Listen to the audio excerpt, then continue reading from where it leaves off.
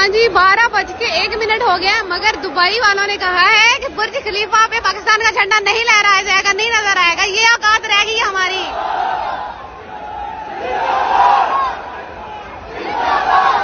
कल 14 अगस्त है, पाकिस्तान की आज़ादी का दिन है। 200 फुट बाय 130 फुट लंबा मोटा चौड़ा झंडा हमने लगा के अपनी गयूर आवाम के अंदर हमने उन्हें एहसास दिलाना है कि हम एक जिंदा कौम है और हम 500 फुट ऊंचे झंडे लहराते हैं। अभी पाकिस्तानी अवाम यहाँ पे नारेबाजी कर रही है, मगर बुर्ज खलीफा पे पाकिस्तान का झंडा नहीं लहराया गया। सो सैड, प्रैंक हो गया पाकिस्तानियों। जिस तरह तुम लोग के साथ तुम लोग की कमेंट कर रही है, यही तुम लोग के साथ होना चाहिए। वो चांद पे पहुंचा रहे हैं अपने बंदों को, हमसे यहाँ पे अपने बंदों का इलाज नहीं करवाया जाता। हम मेडिकल टूरिज्म के लिए उनकी भीख मांगते हैं। किसी किसी के पास पैसे हैं, कोई झंडा खरीद रहा है, शायद अगले साल ये झंडे के भी पैसे ना हो, लोगों के पास झंडे के पैसे रह जाएं। इस वक्त हिंदुस्तान अपने नेशनलिज्म के नशे में चूर है। इस वक्त हर हिंदुस्तानी जो है उसके लिए प्राइड है इंडिया जो है। बलोचिस्तान में आज चाइनीज के ऊपर अटैक हुआ है और जिसकी जिम्मेदारी कबूल की है BLA ने। ये जो चीनियों के ऊपर हमला है, इट सिंबलाइज आज आपके, बल्कि चाइनीज एम्बेसी ने बड़ा सख्त एक नोटिस उसका लिखा है और उसमें 4 जो चाइनीज इंजीनियर हैं वो मारे गए हैं खबर के मुताबिक, और 7 के करीब जो पाकिस्तानी हैं वो भी उसमें जिनकी जानें गई हैं। हिंदुस्तान का दोस्त, जिगरी दोस्त, मिलिट्री एलाई बन गया अमेरिका, उसके साथ दोस्ती रख के वो कहते हैं कि हम बैलेंस करना चाहते हैं हमारी फ्रेंडशिप। हर दिल से ये अब आवाज निकल रही है कि हमें छोड़ दो, हमें आजाद कर दो, अल्लाह के वास्ते हमें माफ कर दो। ठीक है, हमें छोड़ दो, हमें आजाद कर दो। ये बात की जा रही है 14 अगस्त की रात को।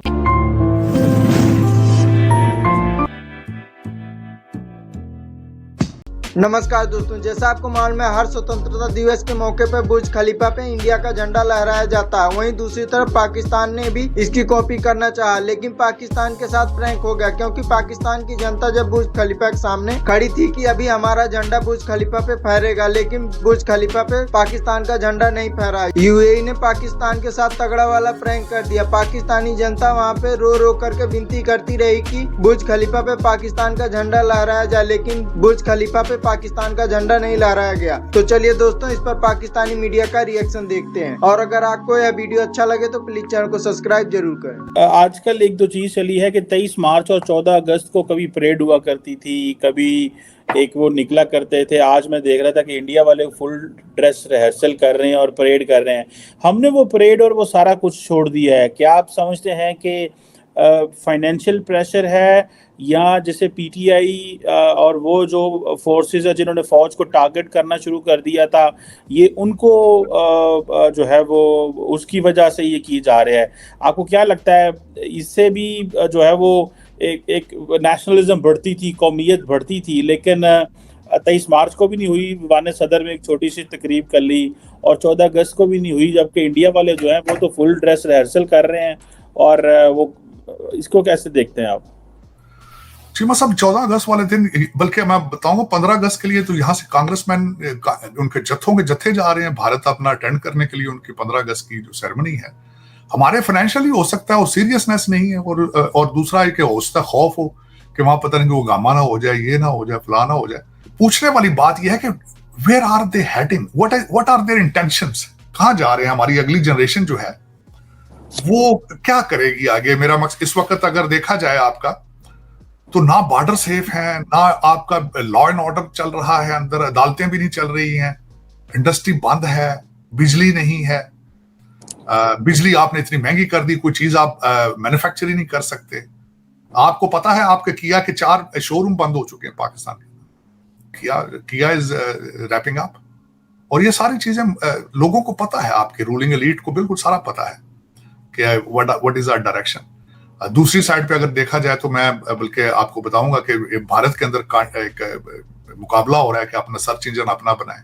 $4 लाख उन्होंने उस पर इनाम रखा है, जो बनाएगा उसको पैसे दिए जाएंगे, वर्सेस हमारी कोई फोकस ही नहीं, किसी चीज पे कोई फोकस नहीं है। कोई इस वक्त 25 करोड़ जो लोग हैं, अगर मुझसे पूछें, सारे नाउम्मीद हैं, मायूस हैं। और मेरे ख्याल में तो पाकिस्तान में आगे आपको एंटी डिप्रेशन चीजें का बंदोबस्त करना पड़ेगा, नहीं तो फिर आपके मजीद हालात खराब होंगे। जिस टॉपिक पर बात करने वाले हैं वो बेसिकली ये है कि अगर हम US की बात करें तो प्रेसिडेंट की रेस में अमेरिकन जर्नलिस्ट भी, और अमेरिका में जिसका ज्यादा चर्चा है वो है एक इंडियन ओरिजिन के जिनका नाम है विवेक रामास्वामी। ये बोला जा रहा है कि ये डिजर्विंग है प्रेसिडेंट की सीट के लिए और सिर्फ विवेक रामास्वामी ही है जो डोनाल्ड ट्रंप को मात दे सकते हैं। वहाँ पर विवेक रामास्वामी का पहले बैकग्राउंड में बहुत ही ज्यादा यंग है, हाईली टैलेंटेड, हाईली सक्सेसफुल, 38 की एज है इनकी, सेकंड जनरेशन इंडियन अमेरिकन है, हार्वर्ड से। उसके बाद इन्होंने अपने काम वाम जॉब्स वगैरह की, फिर अपना बिजनेस भी शुरू किया, फिर बिजनेस को सेल आउट किया, फिर अपना दूसरा वेंचर शुरू किया। Currently his net around $638 million। तो इनकी अगर सीवी देखें, बैकग्राउंड देखें, तो that is more than impressive. मैंने इनके बहुत सारे इंटरव्यूज वगैरह भी देखे, हर चीज देखी है। The way he talks is के ही इज अ नेशनलिस्ट। इनकी जो बातें हैं, नेशन फर्स्ट, जो पॉलिसी या जो सॉल्यूशंस ये बताते हैं, उसके अंदर अमेरिका क्या भलाई कैसे होगी, अमेरिका नंबर 1 पे रिटेन कैसे रहेगा, वो सारी बातें हैं। तो दुनिया में आज पूरा पिछले 50-60 साल से यही चल रहा है, जो नेशनलिस्ट बातें करे उसे राइट विंग बोल दो, और जो नेशनलिस्ट बातें ना करे उसे लेफ्ट विंग बोल दो। तो ये पिछले 50 साल से दुनिया का एक अलग से फ्रॉड चल रहा है। बट अगर रिपब्लिकन की बात करें तो रिपब्लिकन में एक और है, निकी हेली, वो भी इंडियन ओरिजिन है। पर आफ्टर ट्रंप जो सेकंड वो सबसे ज्यादा किसी के चांसेस हैं तो वो विवेक रामास्वामी के हैं। ये बहुत ही स्ट्रॉन्ग कैंडिडेट हैं और इनका जो इम्प्रेशन है अमेरिकन पब्लिक पे, आप इससे अंदाजा लगाएं कि ये एक टीवी शो पे गए थे, उधर होस्ट ने से सवाल पूछा CNN पे, इन्होंने ऐसा जवाब दिया कि वो होस्ट की नौकरी चली गई। तो he is very very competent and he is very very talented. अगर ट्रंप को जेल नहीं होती तो ट्रंप ही जीतेगा। और ट्रंप का अभी एक स्टेटमेंट आया है हमारी वीडियो कॉल से 1 घंटा पहले कि if I will fight into 20 elections there are 100% that I will win. और वो बात सही कह रहा है, क्योंकि अगर लास्ट इलेक्शन भी जो हुए हैं 50% अमेरिकन मानते हैं कि वो इलेक्शन रिग हुए थे, वो इलेक्शन साफ सुथरे नहीं हुए थे। 50% अमेरिकन ये मानते हैं। और अब तो जो जो बाइडेन ने अमेरिका की हालत की है, America is in very deep crisis. अगर आप अमेरिका को फॉलो करें तो आपको अंदाजा होगा कि अमेरिका की आज वो हालत है जो हम लोग सोच भी नहीं सकते थे। अमेरिका की सेविंग्स हो गई, उनकी स्टॉक मार्केट हो गई, उनकी मैन्युफैक्चरिंग, इंपोर्ट्स, उनके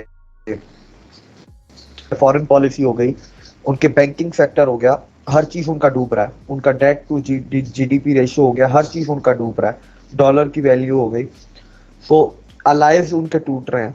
तो ये सबसे बड़ी बात है। उसके बाद उनके इंस्टीट्यूशंस भी अब वीक पड़ गए हैं, जिन इंस्टीट्यूशंस की मदद से अमेरिका पूरी दुनिया पे राज करता है या करता था। तो अगर ट्रंप को जेल नहीं हुई तो ट्रंप जीतेंगे, अगर ट्रंप को जेल हो गई then there are very high chances for Vivek Ramaswamy. और फॉर एग्जाम्पल अगर ट्रंप को जेल नहीं होती तो ट्रंप जीतेंगे and Vivek Ramaswamy will get the podium position. Podium position America में 2 होती हैं, या वाइस प्रेसिडेंट होते हैं या सेक्रेटरी स्टेट होते हैं, फॉरेन अफेयर्स के या डिफेंस के या ट्रेड कॉमर्स के, ये होते हैं।